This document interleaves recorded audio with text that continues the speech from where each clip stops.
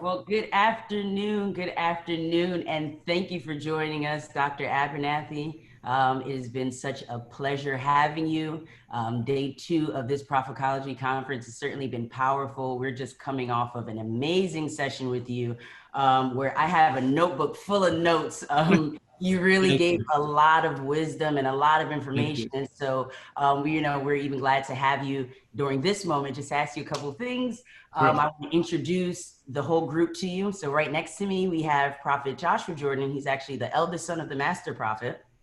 I see it all in this face. If I was at another moment, I'd say you are the baby daddy. I'm sorry. Absolutely. Povich, yes, don't need the audience to clap. Just go. That is a fact. And I don't know which order your screen goes in, but we also have Prophetess Deanna Kelly, who, if you've heard any of our voicing stuff in the background, this is all her lovely voice on there. Certainly. Thank you.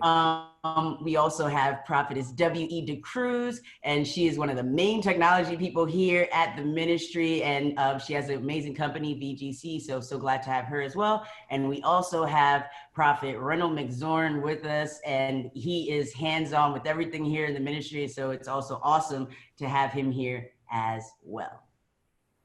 Thank you so much. I appreciate everyone. Awesome. So glad to have you here. So I just wanted to kick this off again. It was such a powerful conversation that you began to open up on this afternoon. And you said something that stuck out to me, and I got it written down, circled, underlined with arrows and things. You said, technology is the new water. And then you begin to even go into how we need to weaponize technology. And I just wanted to know, could you expound on that a little bit as you begin to say technology is the new water, which is a powerful, powerful statement. Thank you so much. I really was my son that kind of opened my mind to this. I was son Matthew Alexander Abernathy. And about 10 years ago, he started torn with just technology stuff. I mean, he started having conversations about being current in the present world. And coming from where I came from, I was very open to technology, because when we started on Wall Street and then Merrill Lynch and other things, we had technology.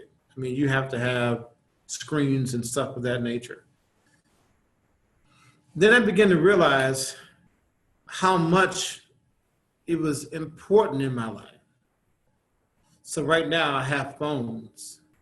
One connect me to my wife, one connect me to my business, one connect me to my church. And the Lord told me about 3-4 years ago, he says, I want you to consider technology like you do with water. I was like, what do you mean? I said, you use water to sustain your life. I'm 52 years old. I'll be 53 this year. I try to take good care of myself.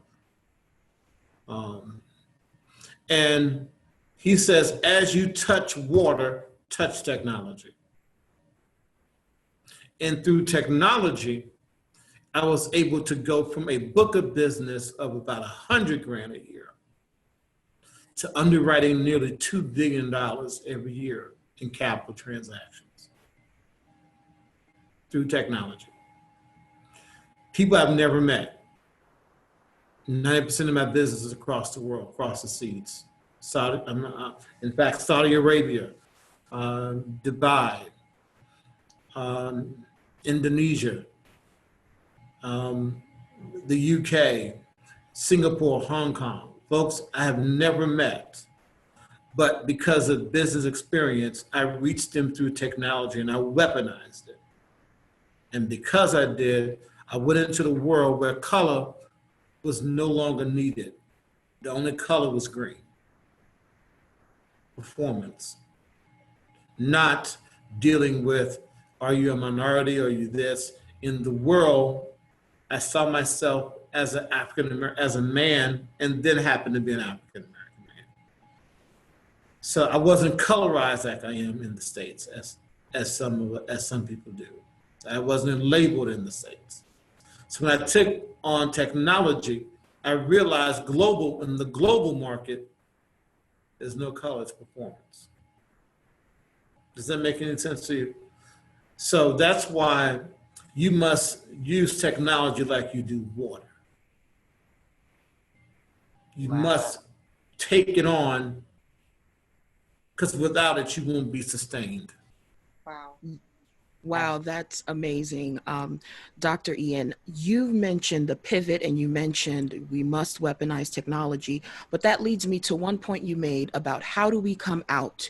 You talked about negotiation and learning to negotiate being a key part and what made you you, being able to see your father negotiate at the table at a young age. And I definitely related to that because my mother, being a teacher in the New York City school system for over 26 years, taking on being a chapter leader, I had to be with her 3, 4, 5, 6 years old, watching her negotiate for teachers all over the state and all over the city.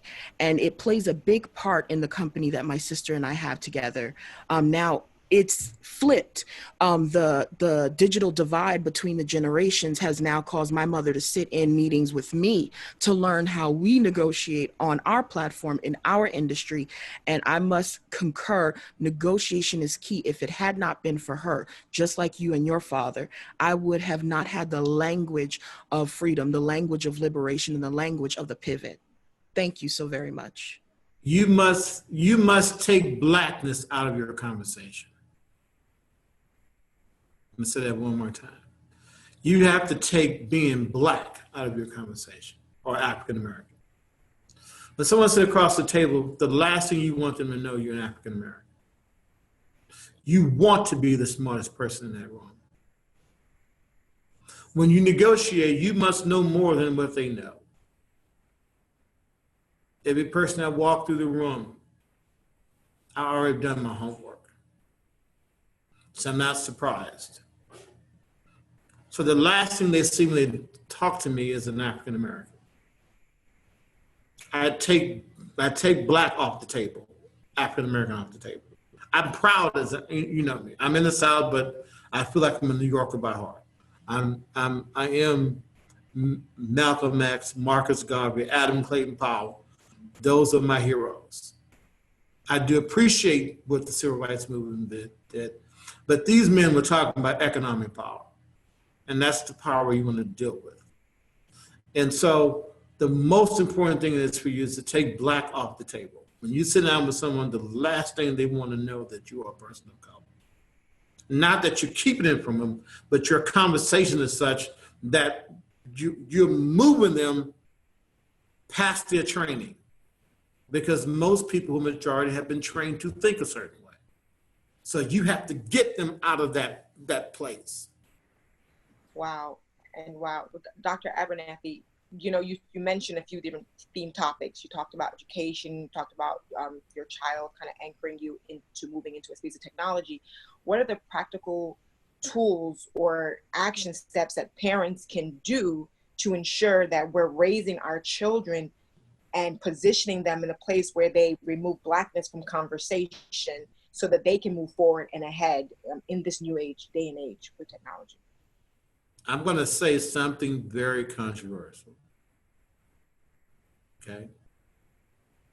I'm going to say something very controversial. And by now, you should know what comes up comes out. I don't spank my children. I have a good threat. I mean, I'm a really good threatener. But I don't put fear in my children. I put negotiations in my children. I say, okay, this is how, and I have a business meeting every week with my children. This is how this is going to work. I'm going to either pay you this amount this week for doing what you're supposed to be doing, or you don't get nothing.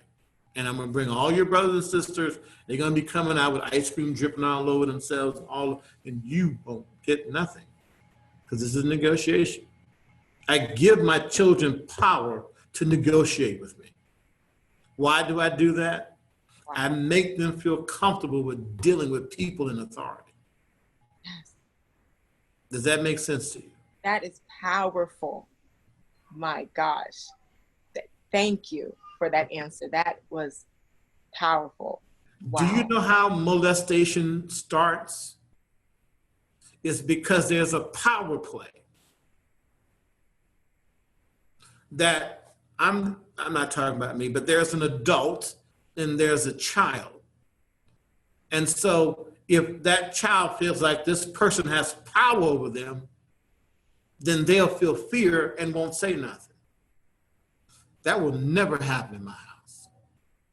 I command my children with respect to talk to me like an adult.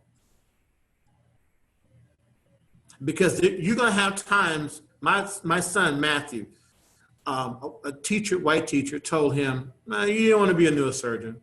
And he stood up and looked at it and said, "I'm absolutely going to be a neurosurgeon. And when I get my white coat ceremony, you're gonna be the first person I invite." He did this at 6 years old. He's now 16. I forced them to confront power and not be scared. Do not whip your children. If they do something wrong, they are children. I'm 50 years old, I've done things wrong. Every now and then I do something wrong. I don't whip myself, do it. It's a part of evolving into adulthood. Stop beating your children. Have conversations with them like adults and set boundaries, set incentives, and don't let everybody talk to them. Don't let everybody speak to your child crazy. Somebody talk to your child crazy, you don't put that child back in that person's environment again. And don't be afraid to confront a teacher. And teachers knew if you said something crazy to one of my children, you will have a call from me. Even if I think you did it, even if it wasn't across the line, but kind of near the line, I'm still calling you. This is a negotiation. And you're negotiating for your children to matriculate to the next level. Do not put fear in those children. I hope that answers your question. That was yes. Yes, that answered questions upon questions. Powerful. And as parents, we have 2 young girls ourselves, and so that's definitely powerful, and the type of information that we're glad that while they're 4 and 4 months old, we're able to get this information such that we can, activate it in our lives. Yeah, I had a question, and you were sharing this afternoon about the law of posterity. And one of the things that I wanted to ask is, can we have the law of prosperity without the law of posterity? That's a good question. Can you prosper and not have posterity? That's a very good question. I'm in Atlanta. If you look beyond me, there's I stay right behind the Waldorf Astoria, which is right across the street from Lenox Mall. I cannot tell you how many times I've seen young ladies and young men walk into that mall and spend thousands of dollars. If you go to Lenox Mall right now, they're waiting 2 hours to spend money. And I'm not talking about no $100. I'm talking about $5,000 and $10,000. So there's a degree of prosperity, but no posterity, because there is no plan based upon this conversation I'm having with some of these people. Do you, by the way, because I have my office is on the other side of it, and I'll ask people, man, you waiting 2 hours to spend this money? How much money you have for your child in the savings account, the management account? None. So posterity is necessary for prosperity. And I'll give you the word of the Lord on that. When God names them, he says, I am the God of who? Abraham. All right. Abraham. What's the next one in line? Isaac. And what's the next one in line? Jacob. All right. If you can't touch 3 generations, then you ain't doing nothing.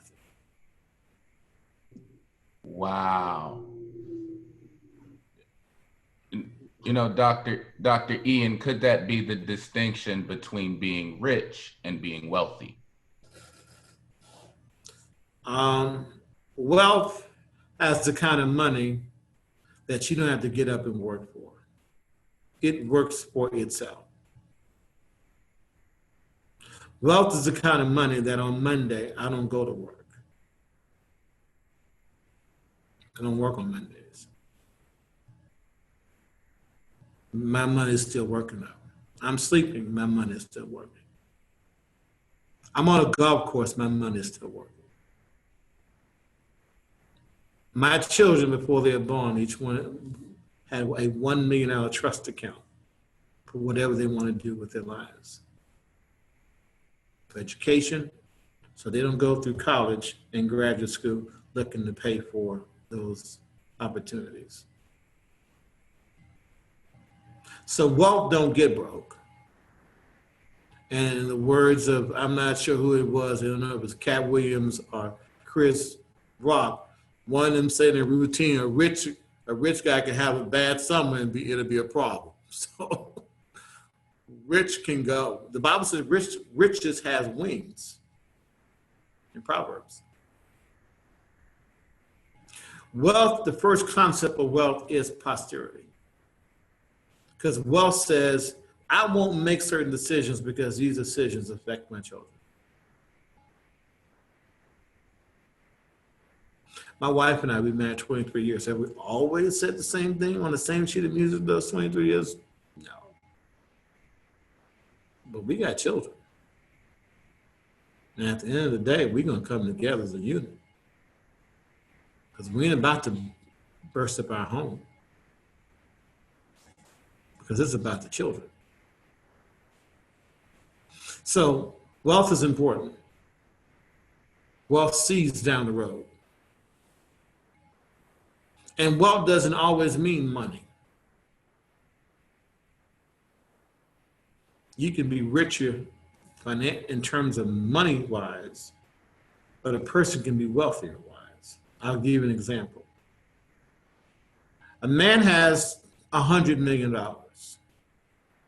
It's a lot of money. But he has 90 million in expenses. Another man has $30 million. His house is paid for, cars paid for, education paid for. And that $30 million is sitting in the bank. Who is wealthier? Remember, sometimes money is a man's system of counting, but not God's system. I don't know if that makes any sense what I'm saying.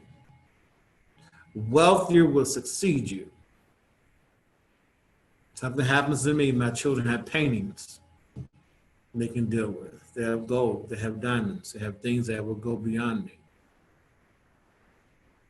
I bought paintings, I bought these things. So if they ever get a bad economy, don't worry about the money. You go take this painting, I'm sure you'll get what you need to get out of it. But you'll have gold accounts. So wealthy is rich is a very fleeting term, if I may say that. You want to be wealthy where you own stuff. Mike Tyson was rich. I mean, he had $300 million in contracts. He's broke now. The person that paid him is wealthy. Gentleman from Seattle Supersonics, I can't think of his name, Walker, Antoine Walker, $200 million in contracts in the NBA, 22 years. You can't put $1 million together right now. Dr. Abernathy, you answered a lot of the questions that I had already. And you talked about the law of wealth creation. And, I have a question here. Sure. What should an entrepreneur, an African-American entrepreneur, use to identify their next best opportunity? Because you talked about the New World Financial Order and what's to come. I did a seminar about 7 months ago on what's in your hands. And I premised it on the 5 loaves of bread and 2 fishes. That whatever wealth you have right now, no matter how minuscule it is already present in your hands. It's called wealth creation. So the best way to find out what you have is to find not what's in your hands, like I'm touching this, but what's in your reach.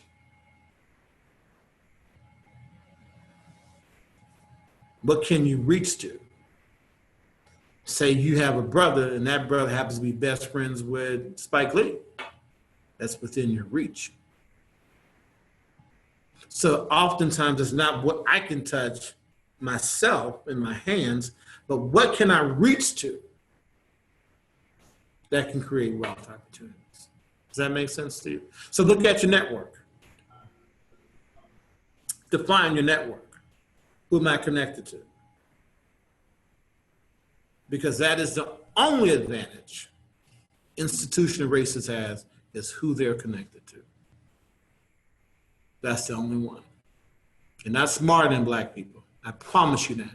You are brilliant African American. Look what George Washington Carver did with a peanut. Right. The African man is the most single brilliant man on this planet. We have done so much more, but so less. Find what's in your hands. Find the connection. Thank you for that. Again, another gem, another jewel that we can definitely take away from this. And I know I speak for all of us here. I feel like I was in a master class just now, sitting down and really taking in these nuggets of wisdom. And we have to release you because we'll sit here all day. We got to get back to the conference, but what you're talking about is just so powerful. This is much needed conversation. Again, I want to thank you for opening up this dialogue and bringing it to our community. Yes. Thank you for sharing of yourself and even sharing your personal life and what you do to make a difference, because I think that's so important. Oftentimes people tell you what to do and everything, but you're sharing what you do and what works for you and your family. And so I want to thank you for that. Thank you again for sharing of yourself and this wisdom. This has just been such a powerful conversation. I got so much out of it. So yes, thank you. And I know I said thank you so many times, but these nuggets were just truly powerful. We're going to get ready to go back to the Prophecology Conference where they are live there. And so we have many exciting things coming up. But before we go, Dr. Abernathy, I want other people to be able to find out about this wisdom and this information that you have. So where can people find you? How can they access you? Eian S. Abernathy on Facebook. And then that connects you to Abernathy Global Acquisitions, Abernathy Private Equity Partners, my ministry. My hands is in so many different places that's your best starting spot. Thank you for that, Dr. Abernathy, and thank you for your time today. Bless you.